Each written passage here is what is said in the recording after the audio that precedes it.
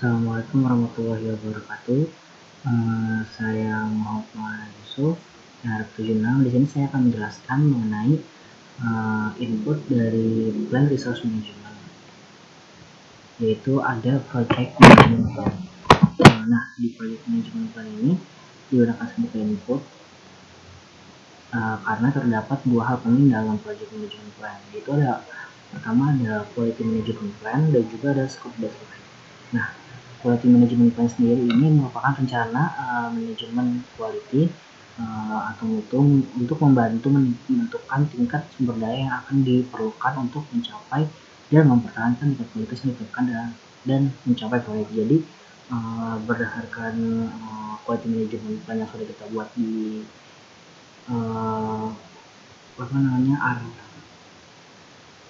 area sebelumnya, kita dapat menentukan bagaimana cara mengelola quality, cara mengelola resource yang baik dan benar sesuai dengan kualitas yang sudah kita tentukan di tahap sebelumnya. Dan juga dari scope baseline ini kita dapat menentukan scope statement, WBS dan WBS dictionary yang kita gunakan. Jadi untuk scope statement ini berisikan detail tentang masalah teknis dan masalah lain yang dapat mempengaruhi kualitas perencanaan. Nah, ini berpengaruh terhadap cara kita manage resource yang diperlukan gitu. Terima kasih.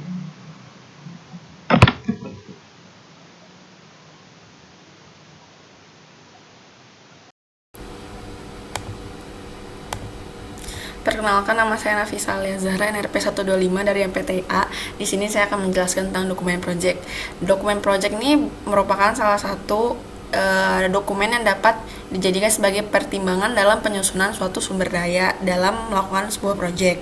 Nah, di dalam dokumen project ini terdapat project schedule, di mana project schedule itu menunjukkan aktivitas dan plan mulai sampai dengan akhir agar dapat menentukan kapan sumber daya itu tersedia dan dapat diperoleh agar efisien dan efektif. Lalu selanjutnya ada search calendar, di mana ini mendokumentasikan periode waktu yang tersedia untuk setiap sumber daya untuk proyek.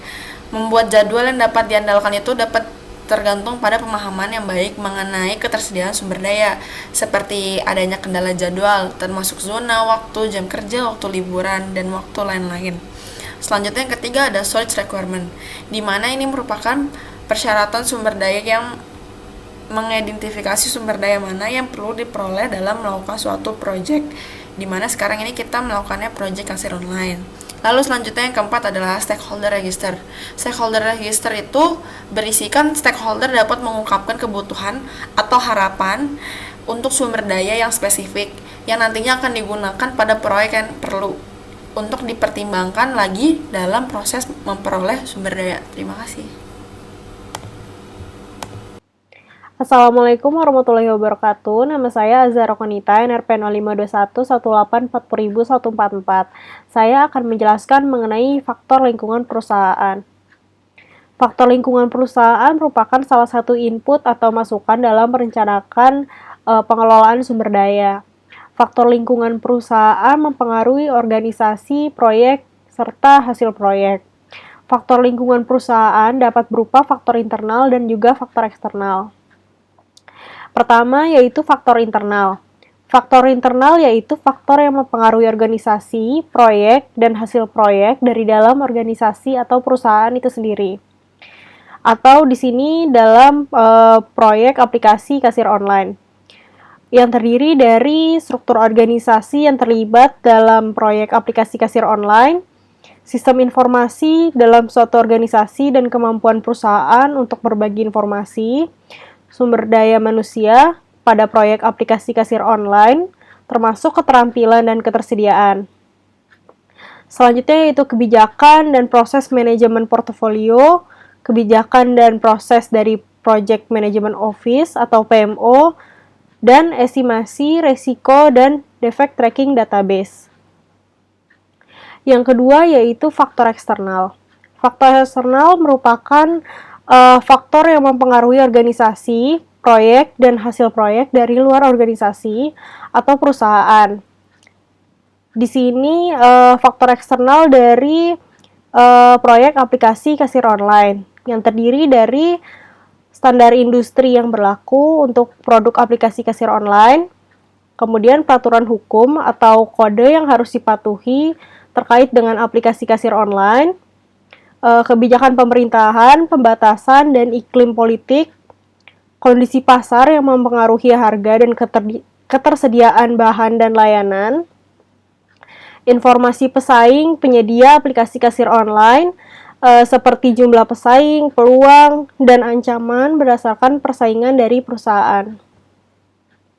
Selanjutnya itu ketersediaan, pembiayaan, dan tarif, undang-undang yang dapat mempengaruhi produk, layanan, dan proses proyek, ketersediaan sumber daya, baik fisik maupun tenaga kerja, dan yang terakhir adalah perubahan pasar baik dari persaingan atau faktor ekonomi.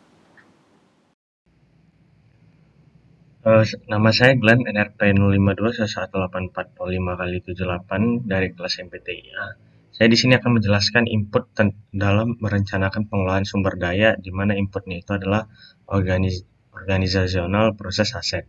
Nah, di mana kita menggunakan inputnya ini karena aset proses organisasi itu dapat mempengaruhi rencana pengelolaan sumber daya, termasuk seperti dalam kebijakan dan prosedur sumber daya manusia dalam pembuatan aplikasi kasir yang akan kita buat.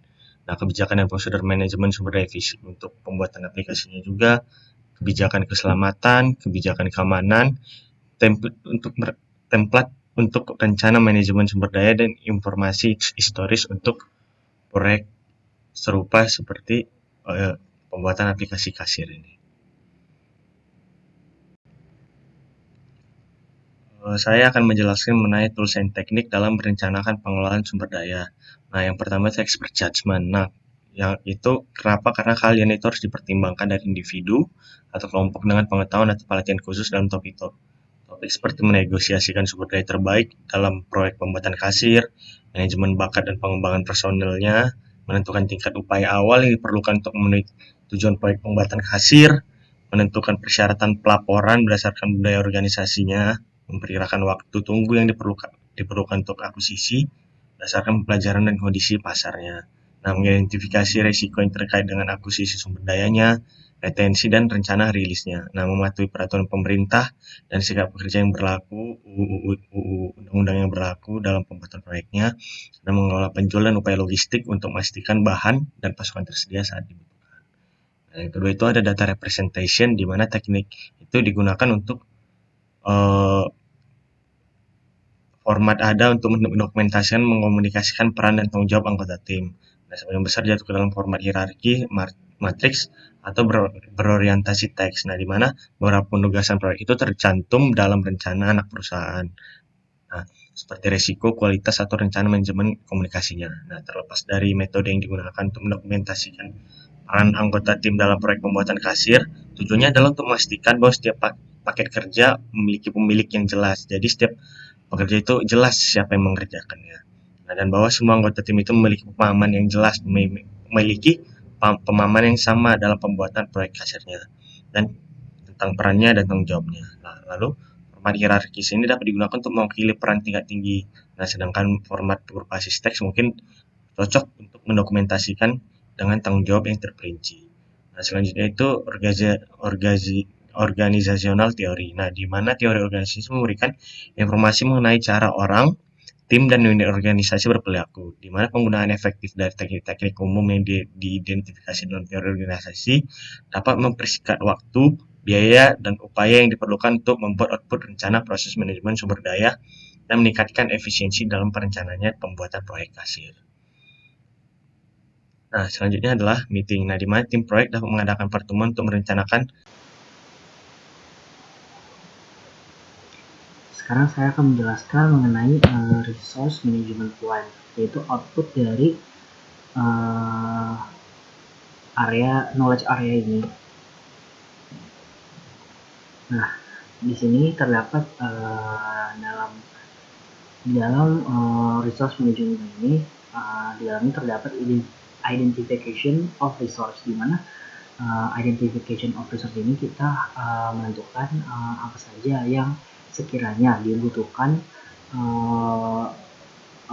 sumber daya apa yang dibutuhkan dalam melakukan proyek ini. Nah, di dalam proyek ini di dalam proyek membuat aplikasi kasir online ini kita membutuhkan, yaitu untuk human resource sendiri kita membutuhkan orang-orang yang ahli dalam bidangnya, seperti kita membutuhkan PM, manajer sistem administrasi, manajer sistem analis, dan lain-lainnya.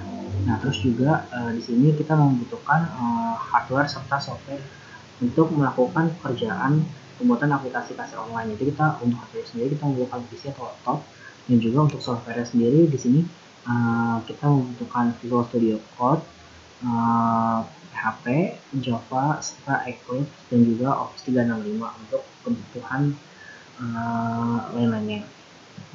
Nah, selanjutnya terdapat juga acquiring resource, di mana acquiring resource ini gimana caranya kita mendapatkan resource tersebut. Di tahap sebelumnya kita sudah menentukan kira-kira resource apa saja yang kita butuhkan untuk membuat aplikasi kasir online ini. Nah, terus di tahap ini, di bagian ini di acquiring resource, gimana caranya kita mendapatkan resource yang kita butuhkan tadi. Nah, untuk human resource sendiri, untuk mendapatkan anggota tim sesuai dengan kebutuhan yang kita perlukan, itu kita akan melakukan rekrutmen anggota berdasarkan pengalaman dan keahlian mereka pada bidang-bidang yang dibutuhkan, sehingga didapatkan tim yang bagus dan mumpuni dalam melaksanakan proyek pembuatan aplikasi kasir online ini. Lanjut. Terus juga untuk hardware dan software ini kita membutuhkan hardware itu sekiranya dapat melakukan kegiatan selama proyek tersebut. Misalnya kayak softwarenya itu dia sanggup untuk menjalankan Microsoft Office 365 dan running Visual Studio Code dan lain-lainnya. Terus juga untuk software sendiri di sini, misalnya kita membutuhkan software yang sekiranya tidak open source atau membutuhkan license, sini kita dapat membeli license dari software tersebut sehingga kita dapat menggunakan software yang dibutuhkan, seperti itu. Selanjutnya akan dilanjutkan oleh teman saya. Terima kasih.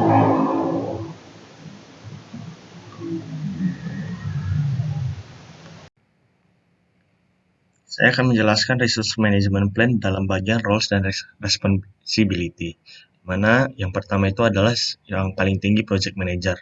Nah, Project Manager ini orang yang ditunjuk untuk menggerakkan organisasi proyek dan memimpinnya dalam mencapai objektif proyek. Nah, Project Manager adalah posisi puncak yang memiliki beban tanggung jawab yang besar untuk keberhasilan proyeknya. Nah, selanjutnya itu ada Manager Sistem Administrator. Nah, Manager Sistem Administrator ini sosok yang bertugas untuk bertanggung jawab untuk menjaga konfigurasi dan keamanan sistem operasi dari sebuah komputer. Nah, khususnya komputer multipengguna seperti komputer server yang biasanya terletak pada perusahaan-perusahaan besar. Nah, kemudian ada Hardware Engineer. Nah, Manager Sistem Administrator itu tadi bertanggung jawab untuk mengurus hardware engineer, di mana hardware engineer itu bertugas mendesain dan membangun interface antara komputer dengan peralatan-peralatan lain. Nah, selanjutnya itu manajer sistem analis, di mana manajer sistem analis itu berperan besar dalam analisis keseluruhan sistem dan bisnis proses. Nah, di mana dia itu menaungi requirement analysis, di mana manajer sistem analis itu bertanggung jawab dalam mengurus requirement analysis. Nah, requirement analysis itu merupakan tahap interaksi intensif antara analis sistem dengan komunitas pemakai sistemnya atau end user-nya, di mana tim pengembangan sistem menunjukkan keahliannya untuk mendapatkan tanggapan dan kepercayaan pemakai sehingga mendapat partisipasi yang baik. Yang kedua itu ada technical clerk, di mana manajer sistem analis juga bertanggung jawab dalam mengurus technical clerk, di mana technical clerk ini bertugas untuk memberi dukungan clerical kepada departemen teknis di berbagai organisasi. Mereka mengoreksi dokumen teknis seperti membangun cetak biru dan manual pembuatan untuk memverifikasi keakuratan informasi dan menggunakan sistem teknologi informasi untuk mengatur dan mengajukan dokumen-dokumen tersebut. Nah, yang ketiga itu ada manajer teknikal, di mana manajer teknis itu akan menguasai semua masalah teknis perusahaan secara luas dan mengelola tim dukungan teknologi pada proyek pembuatan kasir. Nah, di mana dia menaungi software engineer, di mana manajer sistem analis itu bertanggung jawab dalam mengurus software engineer. Di mana software engineer ini berperan dalam melakukan pengembangan, pemeliharaan, pengujian, dan evaluasi pada perangkat lunak komputer. Selanjutnya ada database engineer, di mana masih dalam naungan manajer sistem analis, di mana database engineer ini berperan dalam memegang kendali atas basis data perusahaan yang hanya dapat diakses oleh pihak pemegang otoritas. Nah, terus yang keempat itu manajer app designer. Manajer app designer ini bertanggung jawab dalam membuat desain aplikasi kasir itu sehingga menarik dan mudah dipakai oleh user. Nah, di mana dia menaungi programmer, di mana manajer app designer bertanggung jawab dalam mengurus programmer, di mana programmer bertugas untuk memprogram aplikasi yang digunakan dalam pembuatan aplikasi kasirnya. Terus ada UI UX designer, di mana manajer app designer bertanggung jawab dalam mengurus UI UX designer.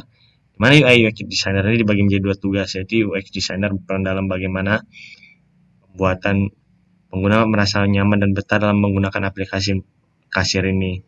Nah, lalu UX designer itu menentukan seperti apa aplikasi yang harus berinteraksi dengan usernya. Hasilnya akan diwujudkan oleh oleh peran yang kedua, yaitu UI designer untuk menjadi wireframe atau rancangan kasar berupa layout yang akan dikerjakan oleh front end designernya. Nah, front end designer akan membuat berbagai komponen dengan komposisi warna yang berbeda yang akan digunakan oleh aplikasi developer. Nah, yang kelima itu ada manager training, di mana manager training itu bertanggung jawab untuk melakukan pelatihan terhadap karyawan baru atau yang direkrut dalam proyek pembuatan kasir untuk diberikan pengarahan dan wawasan tentang profil dan unit bisnis perusahaan. Dan diharapkan dari hasil pelatihan ini calon-calon yang berpartisipasi dalam proyek itu dapat memiliki kualitas dan dapat dipromosikan ke jenjang lebih strategis pada level manajemen di proyek yang dikerjakan.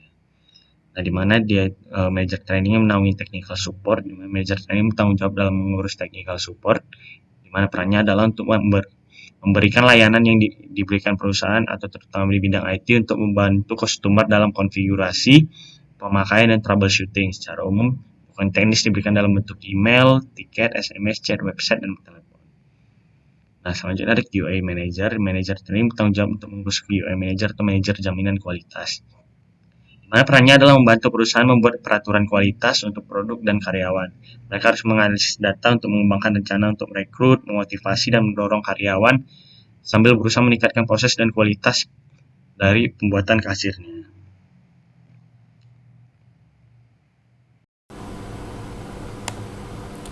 Assalamualaikum warahmatullahi wabarakatuh. Perkenalkan, nama saya Nafisa Alia Zahra, NRP 05211840000125 dari MPTIA. Di sini saya akan menjelaskan mengenai organisasi chart dari project dari aplikasi kasir online.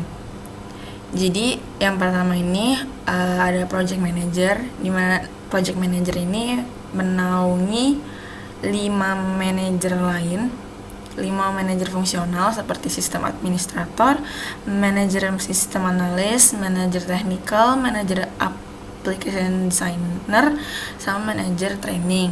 Nah, di mana di setiap bagian functional manager ini terdapat bawahannya lagi yang dibagi semacam divisi.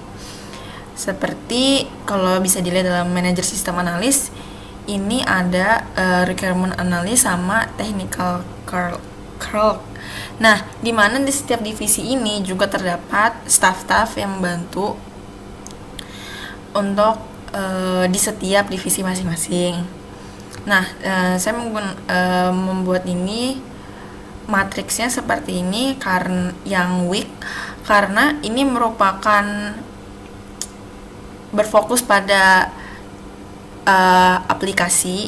project aplikasi kasir online. Jadi saya tidak perlu membuatnya menjadi yang strong, karena menurut saya mereka hanya cukup fokus terhadap pekerjaan utama mereka saja. Lalu selanjutnya saya di sini membuat project team resource management, di mana di sini kita ada pembagian dari setiap pekerjaan dari setiap staff. Jadi setiap staff sudah seperti di plotting, staff 1, 2, 3 mempunyai suatu status kayak seperti R itu berarti responsible, berarti dia bertanggung jawab atas task itu, lalu ada accountable, terus ada C dikonsultasikan, dan I itu diinformasikan. Jadi setiap staff ini mempunyai seperti semacam role, tetapi dia ini masih dapat menjadi satu kesatuan.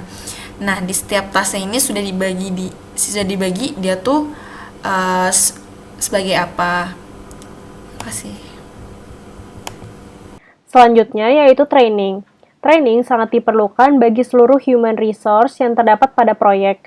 Tujuan dari training adalah untuk memperoleh penambahan pengetahuan, keterampilan, serta sikap. Secara lebih spesifik, tujuan training yaitu untuk membangun atau mengembangkan pengetahuan dan keterampilan individu guna mencapai tingkat yang diinginkan. Nantinya akan diadakan beberapa training yaitu sebagai berikut. Pertama adalah job atau technical training, yaitu training yang berdasarkan pada masing-masing pekerjaan atau tugas. Yang kedua yaitu interpersonal and problem solving training, yaitu training untuk memecahkan permasalahan dalam produksi. Selanjutnya yaitu developmental and innovative training, yaitu training untuk pengembangan dan inovasi. Yang terakhir adalah required and regular training, yaitu training yang dilakukan secara rutin. Selanjutnya yaitu team development. Team development terdiri dari 5 tahapan. Pertama yaitu forming. Forming adalah ketergantungan anggota kepada PM. PM yang menetapkan tujuan dan arah, serta harus siap untuk menjawab banyak pertanyaan dari anggota timnya mengenai banyak hal. Pada tahapan ini, PM banyak mengarahkan anggotanya. Kedua, yaitu storming. Pada tahapan ini, kesepakatan dalam pengambilan keputusan bukanlah hal yang mudah dihasilkan di dalam tim. Setiap orang berusaha membangun keakuannya di dalam tim dan di mata pemimpin tim. Manajer mulai mendapatkan tantangan dari anggota tim. Kejelasan tujuan tim sudah mulai tampak jelas, namun beberapa ketidakjelasan lainnya ikut muncul. Manajer harus fokus pada tujuan tim dan harus bisa menghindari isu hubungan emosional yang timbul agar tim dapat terus maju. Yang ketiga yaitu norming. Pada tahapan ini, persetujuan dan kesepakatan sudah banyak terjadi di dalam tim. Hal ini tentu tidak lepas dari peran PM dan juga manajer. Peran dan tanggung jawab masing-masing anggota jelas dan diterima dengan baik oleh anggota tim.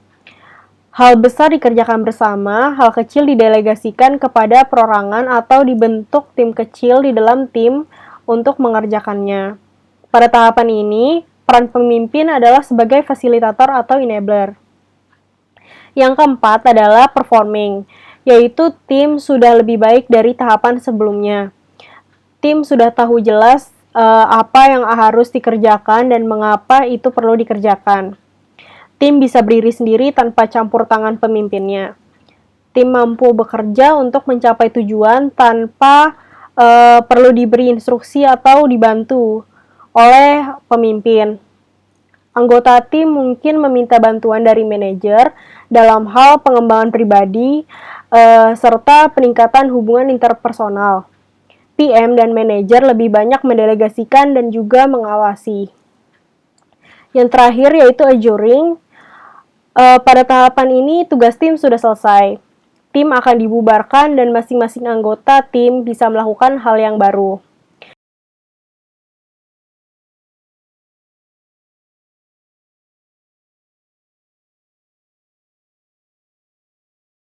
Atau resource adalah proses untuk memastikan bahwa sumber daya disediakan dan dialokasikan untuk proyek sesuai rencana.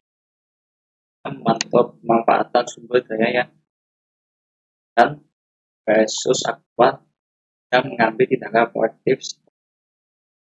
Manfaat utama dari proses ini adalah dan bahwa sumber daya yang diberikan tersedia untuk pada waktu yang tepat dan tidak dan di tempat yang tepat dan dilokasikan ketika tidak lagi dibuka. Proses ini dilakukan Ini ada beberapa input, tools dan output pada kota resource. Pertama ada PMP, dokumen, perform data, equipment, organization, proses, aspek, ada personal dan tim project management, output, output perform kemas, project management dan project documentation.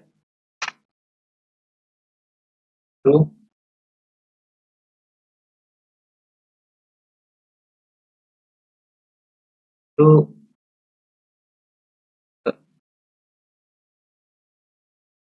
achievement itu pengakuan dan penghargaan mana yang akan diberikan kepada anggota tim yang kapan akan dan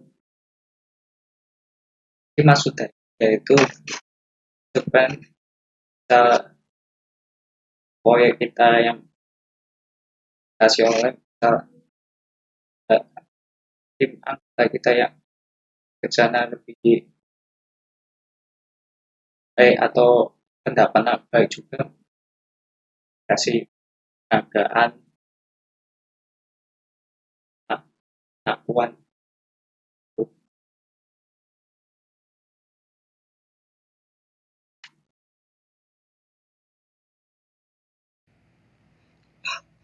Selanjutnya saya akan menjelaskan tim charter dalam perencanaan pengolahan sumber daya.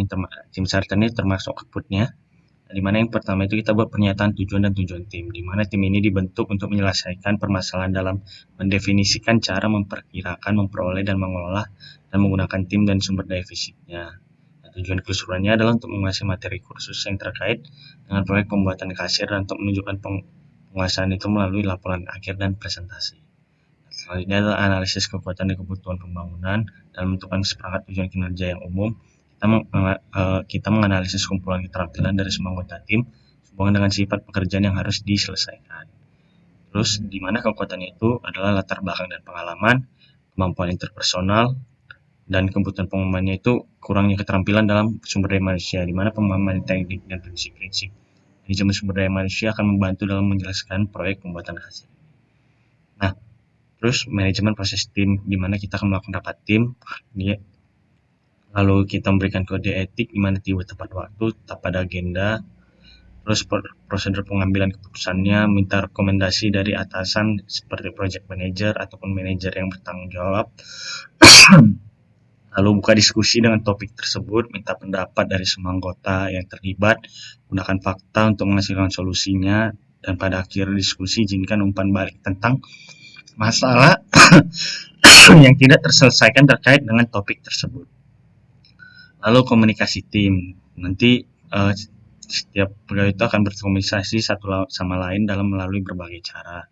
Komunikasi elektronik dan telepon mungkin adalah metode yang paling banyak digunakan saat di luar rapat, maupun sosial media yang saat ini sedang berkembang.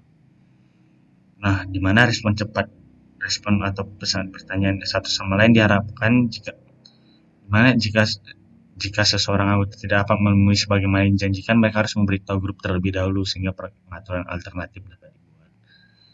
Yaitu ada peran proses. Nah, di peran proses itu ada ketua tim, monitor proses, dan keeper. Nah, di mana harapannya adalah kehadiran di rapat, partisipasinya, penilaian efektivitas di timnya, di mana kita akan melakukan postmortem di akhir setiap pertemuan. Dalam ulasan ini kita akan menilai keefektifan kita dalam kaitannya dengan tujuan yang kita nyatakan. Misalnya, apakah kita memenuhi tujuan kita dalam proyek pembuatan kasir ini? Apakah kita berada di tempat yang kita butuhkan untuk menyelesaikan pekerjaan tepat waktu? Apakah kita memiliki semua informasi yang kita butuhkan? Nah, yang kedua inilah efektivitas yang dalam pembuatan kasir ini, yaitu misalnya apa kita memenuhi pedoman manajemen proses kita. Nah, kita juga akan menggunakan alat penilaian yang tersedia seperti survei umpan balik antar tim. Nah, di mana kita juga akan melakukan penyesuaian berdasarkan tinjauan kita dan menetapkan sasaran peningkatan untuk memandu upaya selanjutnya.